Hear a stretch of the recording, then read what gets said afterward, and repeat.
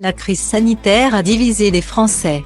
La vaccination et la mise en place d'un pass sanitaire engendrent des manifestations dans tout le pays. Mais le mécontentement ne s'arrête pas là.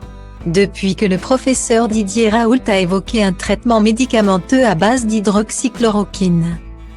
Bien avant l'arrivée du vaccin, nombreux sont ceux à le voir comme le sauveur de l'humanité.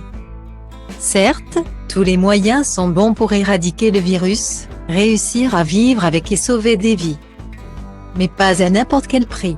Les politiques avaient par ailleurs expliqué qu'il était préférable d'attendre l'élaboration d'un vaccin pour sortir de la crise plutôt que de compter sur les solutions d'un infectiologue dont la conduite des études semblait suspecte. En bref, Didier Raoult a ses soutiens et ses détracteurs et la récente rumeur d'une mise à l'écart de l'EU Méditerranée Infection, dont il est directeur, l'a une nouvelle fois prouvé. Pour beaucoup, le départ du professeur de 69 ans au QI apparemment incroyable serait le fruit d'une manigance du pouvoir.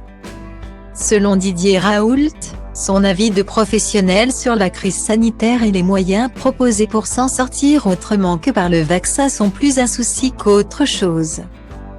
Face à Laurence Ferrari dans la matinale de CNews ce lundi 23 août, l'infectiologue a même évoqué son statut de bouc émissaire. On a l'impression que l'on ne peut plus être intelligent, a-t-il lancé.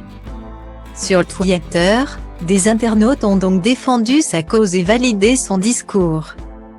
D'autres ont, en revanche, souligné le caractère un peu trop star de Didier Raoult depuis sa mise en lumière, bouc émissaire patron d'un EU, baltringue.